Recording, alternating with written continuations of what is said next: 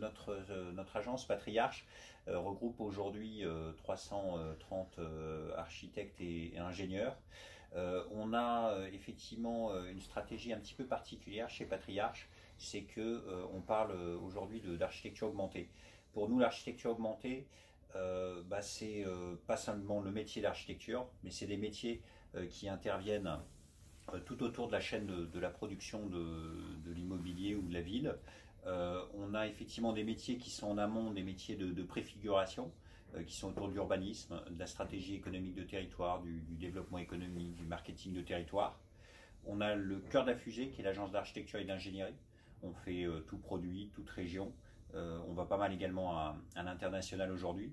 On a ensuite des métiers connexes, qui sont des métiers de clé en main, entreprise générale. On a également une structure qui fait de la promotion.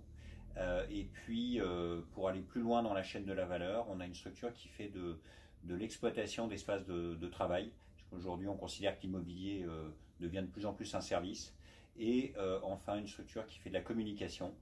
Communication, donc ça va de la signalétique au marketing, également au naming des projets, voire même aux maquettes des projets.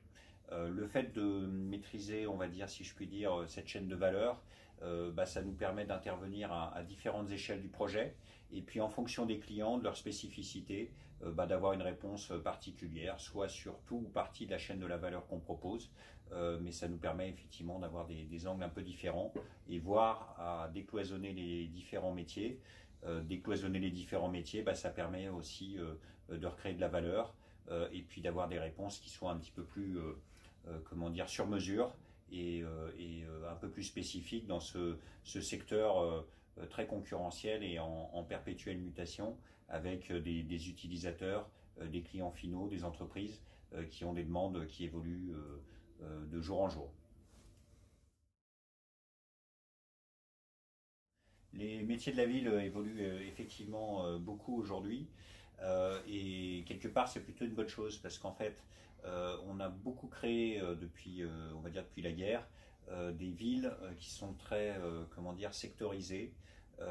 Donc les villes sont sectorisées, les professions sont sectorisées avec des spécialistes du logement, des spécialistes du bureau, des spécialistes du commerce, des spécialistes des équipements publics et que on est assez convaincu, c'est qu'en fait on a mis les gens dans des cases pendant des années et on est convaincu qu'aujourd'hui il faut peut-être retravailler différemment et que les métiers peuvent évoluer, les compétences peuvent évoluer d'un produit à l'autre et que effectivement rester dans un métier comme celui pour nous de l'architecture historique ne suffisait pas. C'est bien de faire de l'architecture de logement, de l'architecture de bureau, mais c'est bien aussi de faire de la promotion de logement, de la promotion de bureau, ce qui permet de mieux travailler. Ça permet aux équipes, effectivement, tant les architectes, les ingénieurs que ceux qui ont plus des compétences de promotion, de mieux se comprendre et puis d'essayer de faire des objets plus spécifiques, plus précis pour les futurs utilisateurs, voire même peut-être de travailler avec les utilisateurs finaux dans des projets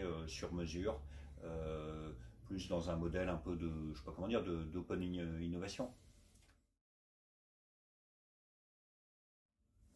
Une question qu'on se pose pas mal chez Patriarche en ce moment, c'est la notion d'immobilier comme un service.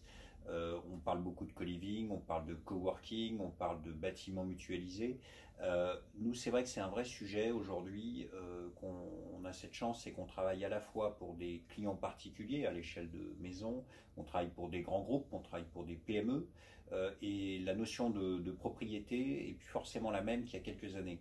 On se retrouve aujourd'hui dans des modèles, en particulier peut-être d'ailleurs dans l'immobilier d'entreprise, où les utilisateurs finaux ne souhaitent plus forcément signer un bail de 3 ans, 6 ans, 9 ans, sont plutôt à chercher le maximum de souplesse. On le voit bien nous d'ailleurs à l'échelle de notre PME, c'est que c'est effectivement difficile d'avoir une vision claire sur son carnet de commandes à un horizon de 3 ans, puisque c'est le temps qu'il faut pour faire à peu près un projet, et que c'est vrai que de trouver des nouveaux modèles de faire, des nouveaux modèles de construire, et puis quelque part des nouveaux modèles de structuration de la chaîne de la valeur ont toute leur importance. Alors après il y a des modèles comme WeWork qui fait pas mal parler de lui en ce moment.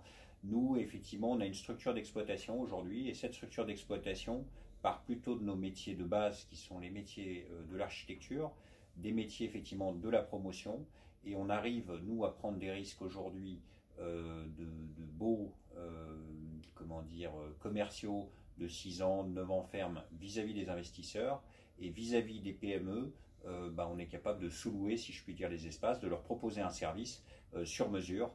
Et quelque part, on se retrouve à avoir le bâtiment et ce qui se passe dedans qui fonctionne un peu différemment, avec des temporalités différentes et qui permet de répondre à des besoins de proximité. C'est vrai peut-être moins dans du Paris intramuros, mais quand vous sortez de Paris, quand vous êtes en province, c'est vrai que ça permet effectivement de faire sortir des opérations et de proposer des offres, on va dire, totalement adaptées au territoire. Ça peut être vrai dans l'immobilier tertiaire, mais ça peut être vrai aussi dans l'immobilier plus productif, où effectivement il y a des enjeux qui sont importants et tous les métiers effectivement de l'artisanat et autres, ils ont les mêmes questionnements que des gens qui travaillent un petit peu plus dans les bureaux.